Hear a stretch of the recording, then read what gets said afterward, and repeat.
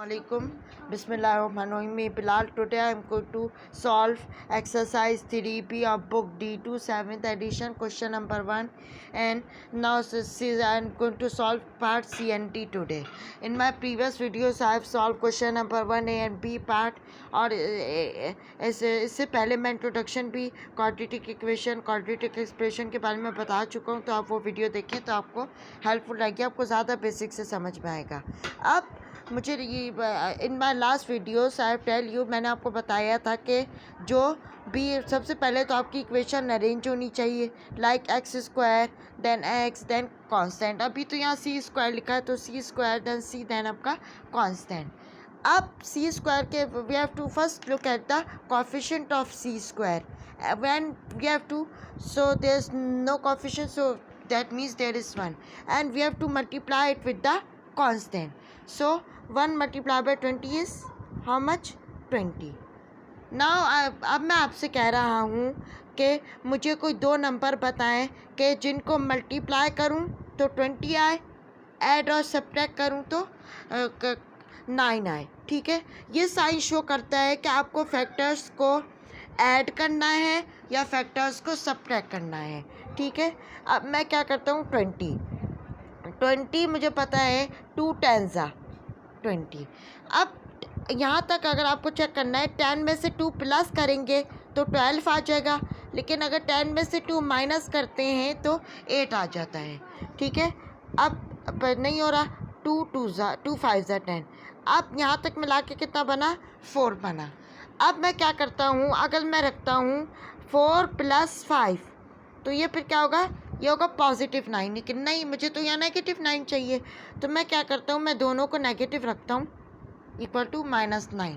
ठीक है, जब बड़े कांस्टेंट बड़े कोएफिशिएंट आते हैं उनमें थोड़ा सा अलग तरीका होता है, उनमें फैक्टर्स बनाए जाते हैं। अब मैं इस मिडिल टर्म को तोड़ना है, ये जो टर्म होती है ये जो साइन होता है, मैं आपको बार बार बता रहा हूँ, ये शो करता है कि आपको फैक्टर्स को ऐड करना है या फैक्टर्स को सब्ट्रैक्ट करना है।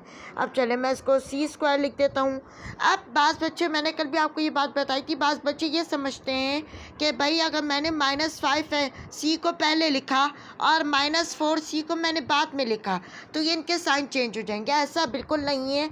साइन चेंज करने की कंडीशन जब होती है बच्चों कि जब आप भी किसी चीज़ को इक्वेशन के दूसरे हैंड साइड पे लेके जाते हैं, अदर हैंड साइड पे लेके जाते हैं, जब आपकी इक्वेशन का साइन चेंज होता है। तो अब ये तो मेरे लिए यूज़लेस है क्योंकि ये पॉजिटिव में, लेकिन मुझे तो यहाँ नेगेटिव चाहिए, तो मैं क्या करता हूँ, मैं दोनों को नेगेटिव रखता हूँ। C square -4c -5c +20। अब now we will take common from each pair. अब हमें ईच पेयर से कॉमन लेना होता है। ठीक है, अब अगर मैं यहाँ से पहले पेयर से, तो मुझे नज़र आ रहा है कि जो पहली टर्म है इसमें से मैं सी आसानी से कॉमन ले सकता हूँ, तो मैंने सी कॉमन लिया। अब जब मैंने एक सी कॉमन लिया तो एक सी मेरे पास ब्रैकेट में बचा, तो सी मैंने लिख दिया। अब कुछ नहीं होता तो बच्चे ऐसी ब्रैकेट बना देते, नहीं है ऐसा। जो ये 4 है तो उसको भी ब्रैकेट के अंदर लिखा जाता है। अब सेकंड टर्म से -5 कॉमन आ रहा है, मैंने नोटिस किया कि -5 में कॉमन ले सकता हूँ, तो मैंने -5 कॉमन लिया। ठीक है, सी माइनस प्लस माइनस। अब एक चीज़ नोट करें कि जब भी हम लाइक साइंस को मल्टीप्लाई करवाते हैं तो हमेशा हमें पॉजिटिव आंसर मिलता है। लाइक साइन का मतलब positive multiply by positive equal to positive, and negative multiply by negative equal to positive. ठीक है, इसी तरह अगर मैं अनलाइक साइंस की बात करता हूँ तो अनलाइक साइंस को अगर हम मल्टीप्लाई करते हैं तो हमेशा आपको जो आंसर मिलता है वो नेगेटिव में मिलता है, इसलिए क्योंकि minus multiply by plus, negative multiply by positive minus होता है, और पॉजिटिव मल्टीप्लाई बाय नेगेटिव ये क्या होता है? नेगेटिव होता है। ठीक है, तो माइनस प्लस माइनस। आप 5 के टेबल में 20 कब आता है? 5 के टेबल में 20 आता है 4 टाइम्स, मतलब 5 4 20, सो -4। अब अगर ये अभी तक तो मेरे पास एक्सप्रेशन है, तो मैं क्या करता हूँ, मैं c -5 और C-4 इस तरह लिख देता हूँ। ये मेरा आंसर हो गया। अब डी पार्ट की तरफ चलते हैं। ये चीज़ें मुझे उम्मीद है आपको वो समझ में आई होंगी, ठीक है। इससे पहले जब भी आप क्वेश्चन को कोई भी क्वेश्चन सॉल्व करें तो एक दफ़ा पहले क्वेश्चन को करने से पहले उसका क्वेश्चन को ज़रूर 2-3 बार पढ़ा करें। अब जैसे क्वेश्चन था यहाँ, factorise each of the following expressions completely. Factorise का मतलब होता है किसी भी चीज़ को उसके पार्ट्स में तोड़ना या किसी भी चीज़ को उसके फैक्टर्स में तोड़ना। ओके, ये मुझे उम्मीद है आपको समझ में आई होगी, क्या कहते हैं। और वीडियो को मेरी ज़्यादा से ज़्यादा लाइक शेयर सब्सक्राइब किया करें, ठीक है। ये मैंने शुरू इसलिए किया था, मैंने कहा कि स्टूडेंट्स की हेल्प हो जाए। अब डी पार्ट करते हैं। डी पार्ट में है D² -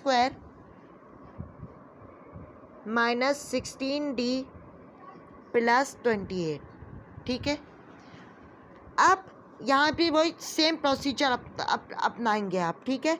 हमेशा सबसे पहले आप इक्वेशन को अपने अरेंज करें, ये बात नोट कर लें, अपने पास लिख लें।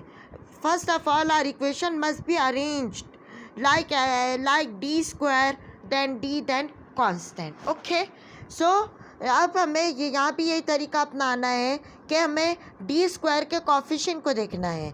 D² का कॉफिशिएंट कुछ नहीं था तो मैंने यहाँ 1 लिख दिया, ठीक है।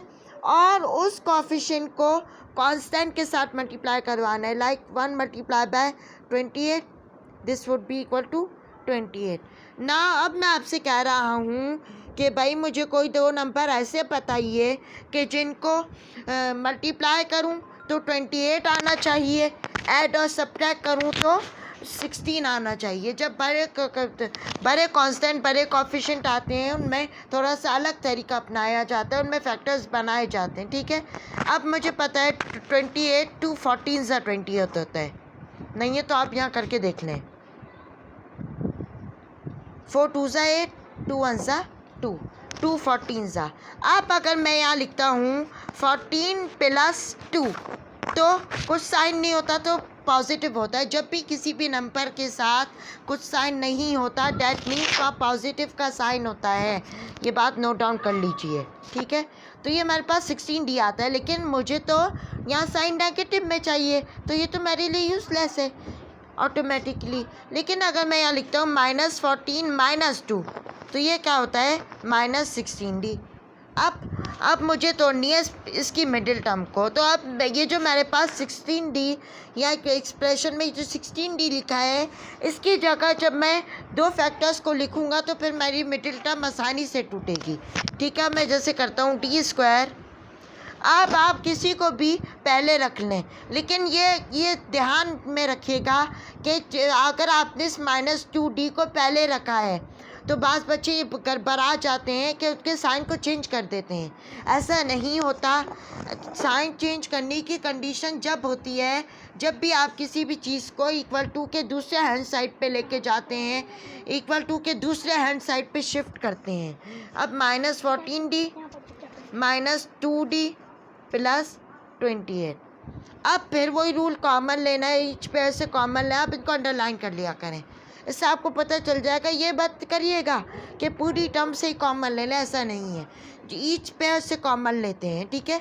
अब मुझे पहली टर्म से तो अंदाज़ा हो रहा है कि कुछ भी कॉमन नहीं है, तो मैं यहाँ D कॉमन ले सकता हूँ, ठीक है। जब भी D के ऊपर पावर स्क्वायर हो इसका मतलब होता है कि इसके 2 आंसर आएंगे। ओके, D ले लिया तो मेरे पास एक D बचा, तो एक D को भी ब्रैकेट के अंदर लिखा जाता है -14, क्योंकि -14 मेरे पास बचा था तो मुझे तो ब्रैकेट में लिखना था। अब सेकंड टर्म से मेरे पास -2 कॉमन आया, D माइनस प्लस माइनस। अब देखें यहाँ लाइक साइंस हैं, माइनस प्लस माइनस मतलब negative multiply by positive always give a negative answer. So 2 14 = 28। Now अब मैं क्या करता हूँ, मैं इन दोनों फैक्टर्स को ऐसे लिख लेता हूँ, D - 2 D - 14। Okay, so I have solved question number 1 C and D part. Now in my next videos I am going to solve E F G and H part. So मेरी videos को ज़्यादा से ज़्यादा like share subscribe ज़रूर किया करें और अगर आपको किसी भी चैप्टर में किसी भी तरह की कन्फ्यूजन है, आप मुझे कमेंट्स में लिखते हैं, क्या कहते हैं, मैं आई विल डेफिनेटली रिप्लाई, मैं रिप्लाई बहुत जल्द करूँगा इंशाल्लाह। और मैं आपके लिए जितना हो सके कोशिश करूँगा। अपना बहुत सारा ख्याल रखिएगा, दुआ में याद रखिएगा। अल्लाह हाफिज़, अस्सलाम वालेकुम।